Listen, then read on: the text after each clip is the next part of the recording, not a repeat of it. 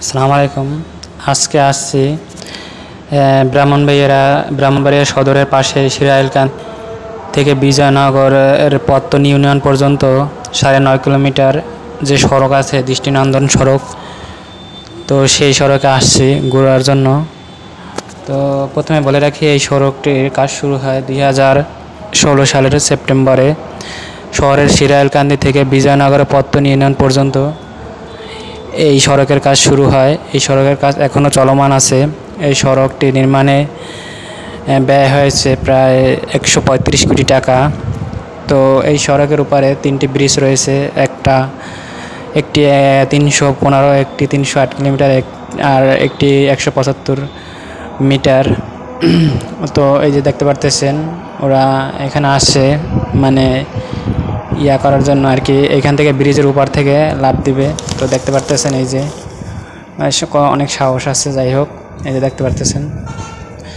তো আসলে আমরা যখন ছোটোবেলায় এরকম করতাম, ব্রিজ থেকে করতাম, তো লাফ দিয়ে পড়তাম। তো তারাও এরকম তো সাহস আছে বলতে হবে সেই ছেলেদের। যাই হোক, তো এই যে সড়কটি যখন ছিল না, তখন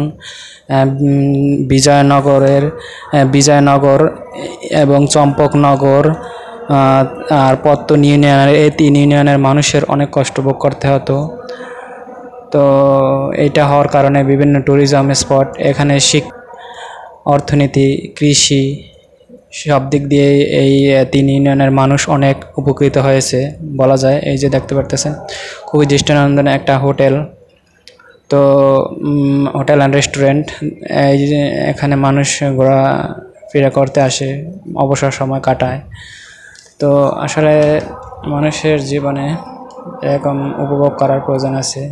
তো এই সড়কটি অনেক বিস্তৃত একটা সড়ক। এই সড়কটি মানুষের বহুদিনের আকাঙ্ক্ষার একটি প্রতিফলন বলা যায়। তো এই সড়কটির কারণে অনেক মানুষ উপকৃত হচ্ছে বলা যায়। ব্রাহ্মণবাড়িয়া জেলা শহরে আগে আসতে হলে প্রায় 35 কিলোমিটার ঘুরে আসতে হতো সরাইল হয়ে, আর এখন মানুষ সহজে আসতে পারে। তো এই সড়কটা মানুষের অনেক দিনের বহু আকাঙ্ক্ষার প্রতীক হিসেবে বিবেচিত, এবং এই সড়কটির কাজ এখনও চলমান।